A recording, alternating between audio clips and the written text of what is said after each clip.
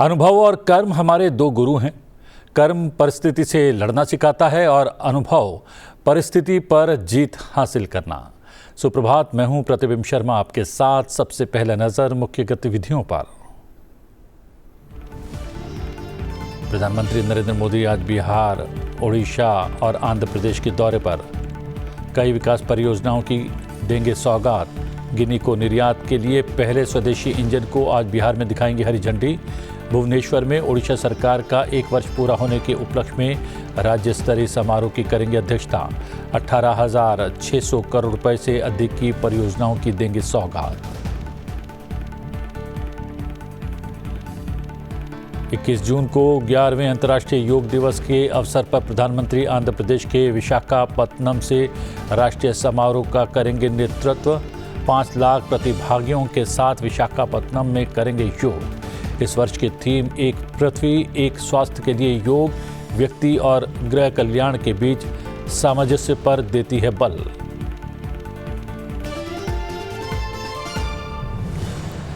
उत्तराखंड के 3 दिवसीय दौरे पर गई राष्ट्रपति द्रौपदी मुर्मू आज देहरादून में राष्ट्रपति निकेतन को आम जनता के लिए खोले जाने से संबंधित समारोह में लेंगी हिस्सा। राष्ट्रपति तपोवन का उद्घाटन और राष्ट्रपति उद्यान का करेंगे शिलान्यास। देहरादून स्थित राष्ट्रीय दृष्टि दिव्यांगजन सशक्तिकरण संस्थान का भी करेंगी दौरा। शाम को राजभवन नैनीताल के 125 वर्ष पूरे होने के अवसर पर जारी करेंगी एक डाक टिकट।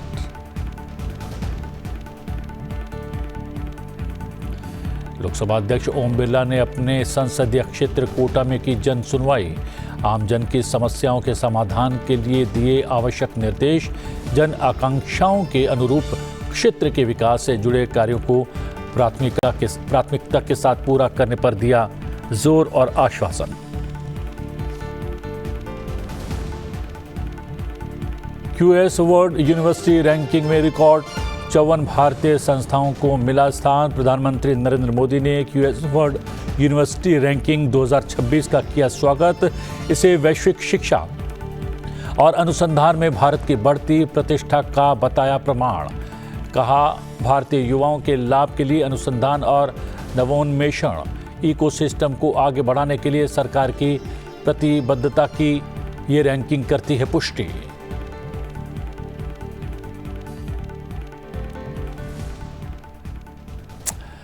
प्रधानमंत्री नरेंद्र मोदी की क्रोएशिया की औपचारिक यात्रा ने दोनों देशों के संबंधों में एक नया अध्याय जोड़ दिया है। किसी भारतीय प्रधानमंत्री की क्रोएशिया की ये पहली यात्रा थी। आपको दिखाते हैं इस यात्रा का एक संक्षिप्त विवरण।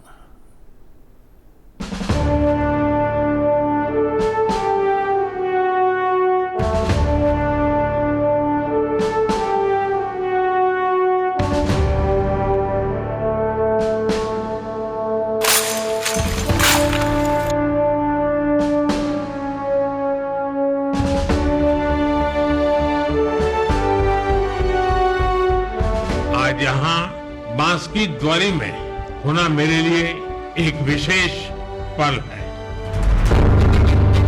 किसी भी भारतीय प्रधानमंत्री की क्रोएशिया की ये पहली यात्रा है और इसका सौभाग्य मुझे मिला है। जागरेब की इस ऐतिहासिक और मनमोहक धरती पर जिस उत्साह, आत्मीयता और स्नेह से मेरा स्वागत हुआ, उसके लिए मैं प्रधानमंत्री जी और क्रोएशिया सरकार का हार्दिक आभार व्यक्त करता हूं।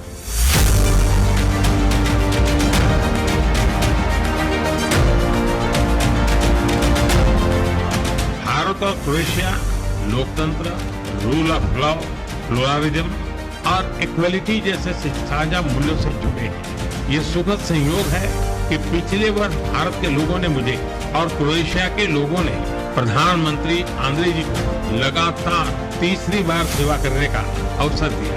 इस जनविश्वास के साथ हमने अपने तीसरे कार्यकाल में अपने द्विपक्षीय संबंधों को 3 गुना गति देने का निर्णय लिया।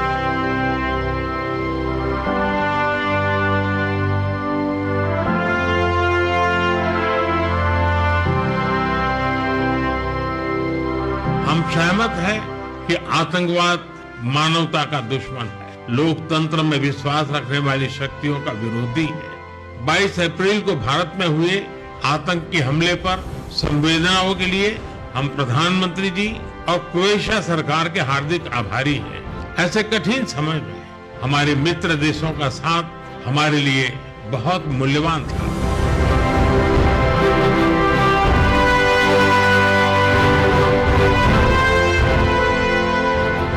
हम दोनों सहमत हैं कि आज के वैश्विक वातावरण में भारत और यूरोप की साझेदारी बहुत महत्व रखती है।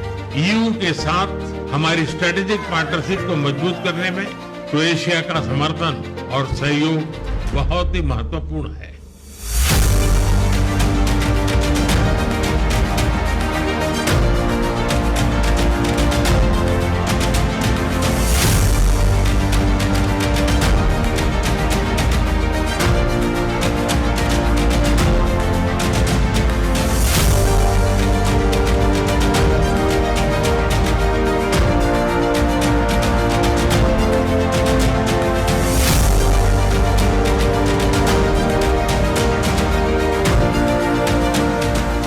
हमारे सदियों पुराने सांस्कृतिक संबंध आपसी स्नेह और सद्भाव का मूल है। आज हमने अपने सांस्कृतिक और पीपल टू पीपल संबंधों को और बल देने का निश्चय किया है। प्रधानमंत्री नरेंद्र मोदी आज से 2 दिन के लिए 3 राज्यों बिहार, ओडिशा और आंध्र प्रदेश के दौरे पर रहने वाले हैं। पीएम मोदी आज बिहार और ओडिशा में जहां कई विकास परियोजनाओं की शुरुआत करेंगे, तो आंध्र प्रदेश के विशाखापत्तनम में 21 जून को अंतर्राष्ट्रीय योग दिवस पर सामूहिक कार्यक्रम में सम्मिलित होंगे। बिहार में बुनियादी ढांचे और सामाजिक आर्थिक विकास को बढ़ावा देने के लिए आज दोपहर 12 बजे प्रधानमंत्री सीवान में कई विकास परियोजनाओं की आधारशिला रखेंगे और उद्घाटन करेंगे। पीएम सीवान में 400 करोड़ रुपए से अधिक लागत वाली नई वैशाली देवरिया रेलवे लाइन परियोजना का उद्घाटन करेंगे।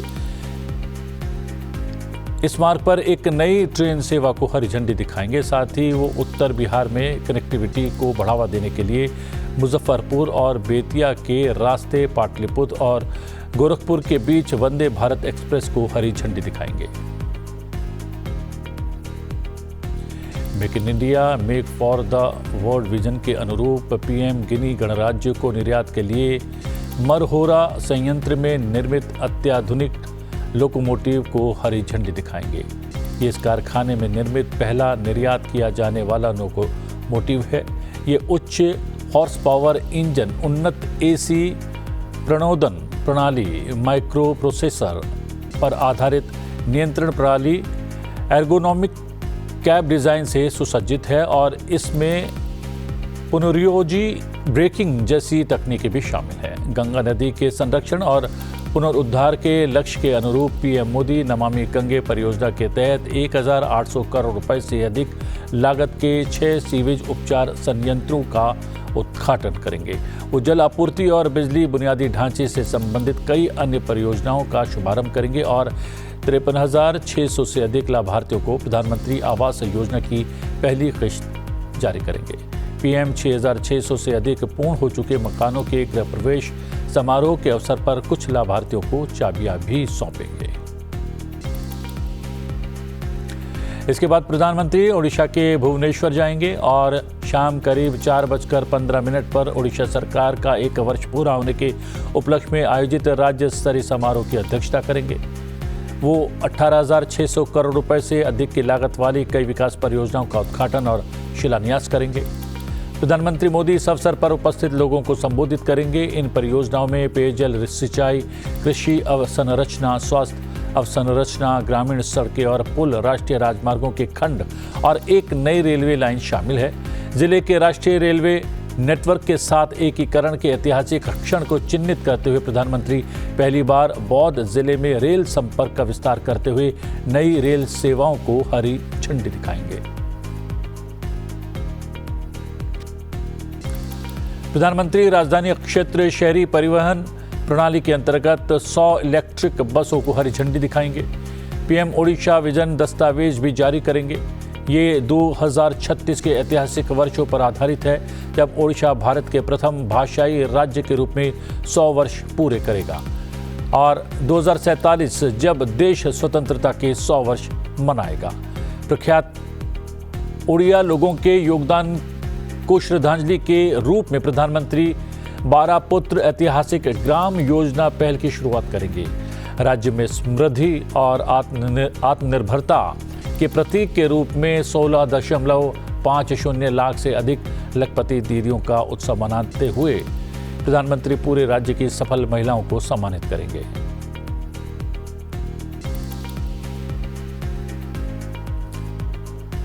इक्कीस जून को 11वें अंतर्राष्ट्रीय योग दिवस के अवसर पर प्रधानमंत्री आंध्र प्रदेश के विशाखापत्तनम से राष्ट्रीय समारोह का नेतृत्व करेंगे। वो सुबह करीब 6:30 बजे 5 लाख प्रतियोगियों के साथ इसमें हिस्सा लेंगे। इस अवसर पर उपस्थित लोगों को प्रधानमंत्री संबोधित करेंगे। इस वर्ष योग दिवस का विषय एक पृथ्वी एक स्वास्थ्य के लिए योग मानव और ग्रह स्वास्थ्य के परस्पर संबंध को उजागर करता है और सामूहिक कल्याण की वैश्विक दृष्टि को प्रतिध्वनित करता है। ये भारत के सर्वे संतु निरामया सभी रोग मुक्त हो के दर्शन में निहित है।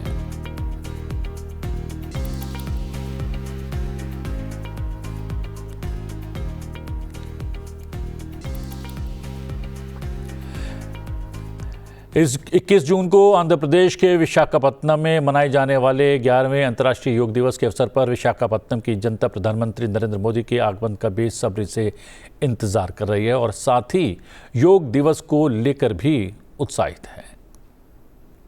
We are very happy that our Prime Minister is coming for this yoga day, and we are also very excited for that moment, and we are waiting for that moment. We are excited to coming Prime Minister in Vizag for Yoga Day. We are proud for in being Vizag that day. जून 21 को हमारे आंध्र प्रदेश में international yoga day हो रहा था। हम ये proud movement है हमारा इंडिया का। हमारा आंध्र प्रदेश में इतना बड़ा सा प्रोग्राम कभी नहीं हुआ। इसमें हमारा आंध्र प्रदेश के चंद्रबाबू जी और हमारे प्राइम मिनिस्टर नरेंद्र मोदी जी आ रहे थे। हमारा एपी का बहुत प्राउड मूवमेंट है ये। इसमें हम सब अटेंड होते, सब यूथ ने मिलके इस सेशन को बहुत अच्छा सक्सेस करते। बहुत एग्जाइट हो रहे हैं। अभी वर्ल्ड रिकॉर्ड बनाना चाहिए। हम प्राइम मिनिस्टर मोदी जी भी आ रहे हैं वाइजैक में, और वाइजैक के क्या और बढ़ाएगा। इंटरनेशनल योगा डे में प्राइम मिनिस्टर मोदी जी आ रहे हैं और हमारा सीएम चंद्रबाबू सर आएगा। अभी हम this is very proud moment for us. Yoga day is coming on 21st. Narendra Modi ji also coming, and we are feeling very proud. So we also want to participate in that. We will try to participate, and 3,18,000 people are going to participate in this yoga. So this is a very big thing. We are very proud to celebrating Yoga Day in Vizag. I'm very grateful to see Prime Minister here. We are very glad about it. International Yoga Day is happening for first time, I think, in our Vizag. We are so excited, and I heard it is more than 5 lakh people are attending. And if you see anywhere here, everything is blocked, so I can expect how big it will be. I came from US to Anakapalli for a vacation, so fortunately I am able to witness this International Yoga Day. I'm so happy. योगांध्र अभियान के तहत कृष्णा जिले में एक शानदार जल योगांध्र सत्र का आयोजन किया गया।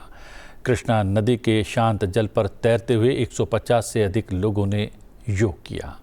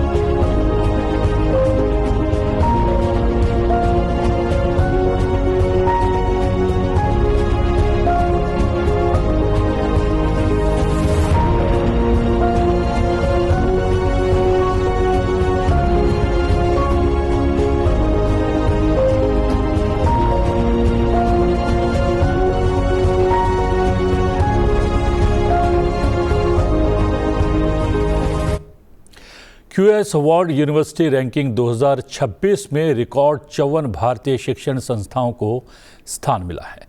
प्रधानमंत्री नरेंद्र मोदी ने QS अवार्ड यूनिवर्सिटी रैंकिंग 2026 का स्वागत करते हुए इसे वैश्विक शिक्षा और अनुसंधान में भारत की बढ़ती प्रतिष्ठा का प्रमाण बताया है। प्रधानमंत्री ने भारतीय युवाओं के लाभ के लिए अनुसंधान और नवोन्मेषण इकोसिस्टम को आगे बढ़ाने के लिए सरकार की प्रतिबद्धता की पुष्टि की है। केंद्रीय मंत्री धर्मेंद्र प्रधान द्वारा एक्स पर की गई पोस्ट का उत्तर देते हुए प्रधानमंत्री नरेंद्र मोदी ने कहा कि QS अवार्ड यूनिवर्सिटी 2026 रैंकिंग हमारे शिक्षा क्षेत्र के लिए बहुत अच्छी खबर लेकर आई है। हमारी सरकार भारतीय युवाओं के लाभ के लिए अनुसंधान और नवोन्मेषण इकोसिस्टम को आगे बढ़ाने के लिए प्रतिबद्ध है। QS अवार्ड यूनिवर्सिटी रैंकिंग में रिकॉर्ड 54 भारतीय संस्थानों को स्थान मिला है। इस रैंकिंग में भारतीय प्रौद्योगिकी संस्थान यानी कि IIT दिल्ली देश का शीर्ष रैंक वाला संस्थान है और दुनिया भर के उच्च शिक्षा संस्थानों की रैंकिंग के नए संस्करण में IIT दिल्ली की रैंकिंग 123वें स्थान पर है। राष्ट्रपति द्रौपदी मुर्मू उत्तराखंड के 3 दिवसीय दौरे पर है। इस यात्रा के दौरान वो देहरादून में राष्ट्रपति निवास राष्ट्रपति निकेतन में रहेंगी और विभिन्न परियोजनाओं का उद्घाटन शिलान्यास करेंगी। 21 जून को राष्ट्रपति अंतर्राष्ट्रीय योग दिवस पर देहरादून में सामूहिक योगाभ्यास में हिस्सा लेंगी।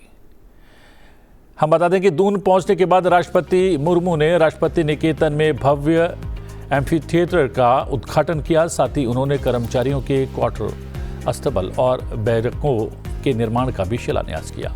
राष्ट्रपति आज राष्ट्रपति निकेतन को आम जनता के लिए खोलने के अवसर पर उपस्थित रहेंगी और आगंतुक सुविधा केंद्र, कैफेटेरिया और स्मारिका दुकान जैसी सार्वजनिक सुविधाओं का उद्घाटन करेंगी।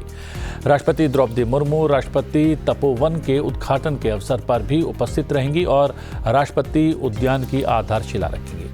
राष्ट्रपति निकेतन और राष्ट्रपति तपोवन 24 जून से आम जनता के लिए खुल जाएंगे। राष्ट्रपति देहरादून में राष्ट्रीय दृष्टि दिव्यांगजन सशक्तिकरण संस्थान का भी दौरा करेंगे, जहां वो एक प्रदर्शनी और मॉडल स्कूल विज्ञान प्रयोगशाला का अवलोकन करेंगी, छात्रों से बातचीत करेंगी। शाम को राष्ट्रपति राजभवन नैनीताल के 125 वर्ष पूरे होने के अवसर पर एक डाक टिकट जारी करेंगी। अपने 3 दिवसीय दौरे के अंतिम दिन वो 21 जून को अंतर्राष्ट्रीय योग दिवस पर उत्तराखंड राज्य पुलिस लाइन मैदान देहरादून में सामूहिक योगाभ्यास कार्यक्रम में हिस्सा लेंगे।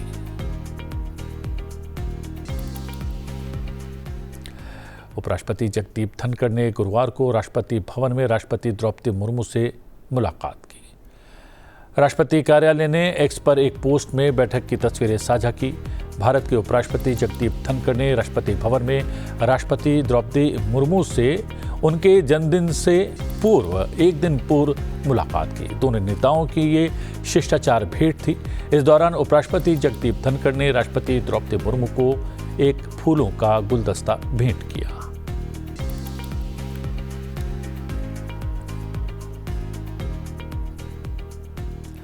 उपराष्ट्रपति जगदीप धनखड़ ने गुरुवार को नई दिल्ली में पूर्व केंद्रीय मंत्री और वरिष्ठ भाजपा नेता डॉक्टर मुरली मनोहर जोशी से उनके आवास पर मुलाकात की। सोशल मीडिया के जरिए उपराष्ट्रपति ने तस्वीरें साझा कर इस मुलाकात पर प्रसन्नता व्यक्त की।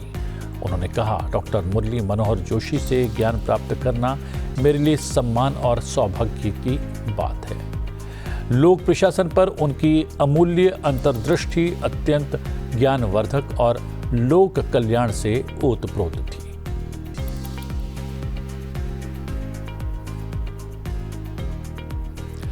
सिक्किम के मुख्यमंत्री प्रेम सिंह तमांग ने कल उपराष्ट्रपति एन्क्लेव में उपराष्ट्रपति जगदीप धनखड़ से मुलाकात की। आपको दिखाते हैं इस मुलाकात की कुछ विशेष झलकियां।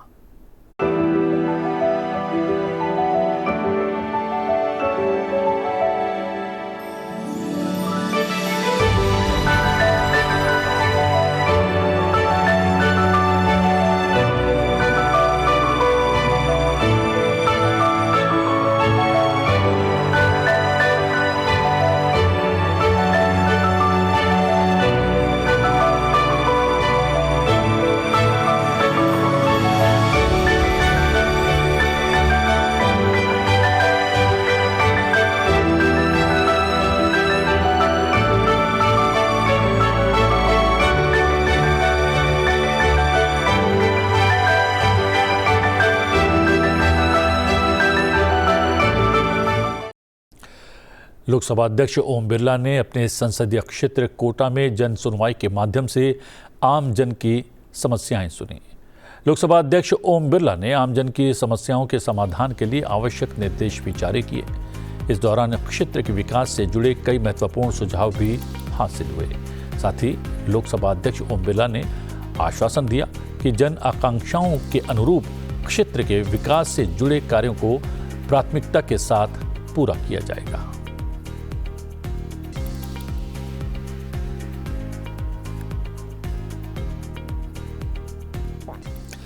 ऑपरेशन सिंधु, ईरान से वतन तक उम्मीद की उड़ान। युद्धग्रस्त ईरान से 110 भारतीय छात्रों की सकुशल घर वापसी। प्रधानमंत्री नरेंद्र मोदी के नेतृत्व में भारत ने फिर कर दिखाया कि दुनिया के किसी भी कोने में हो, हर भारतीय की सुरक्षा सरकार की सर्वोच्च प्राथमिकता है। चलते चलते आपको छोड़े जाते हैं भारतीयों के स्वदेश वापसी से जुड़े एक विशेष वीडियो के साथ। मुझे दीजिए आज्ञा, बने रहिए संसद टीवी के साथ। नमस्कार। तिरंगा एक बार फिर विदेशों में बसे भारतीयों के लिए सुरक्षा की गारंटी बन गया है। आतंक के खिलाफ ऑपरेशन सिंदूर के बाद अब भारतीय नागरिकों की सुरक्षा को सर्वोच्च प्राथमिकता देते हुए सरकार ने ऑपरेशन सिंधु शुरू किया है। ऑपरेशन सिंधु की शुरुआत ईरान में बढ़ते क्षेत्रीय तनाव के बीच फंसे भारतीय नागरिकों, विशेष तौर पर छात्रों को सुरक्षित घर लाने के लिए की गई है। ऑपरेशन सिंधु के पहले चरण में ईरान के उर्मिया विश्वविद्यालय में पढ़ रहे 110 भारतीय छात्रों को सकुशल बचाकर लाया गया है। इनमें से 90 छात्र जम्मू कश्मीर से हैं।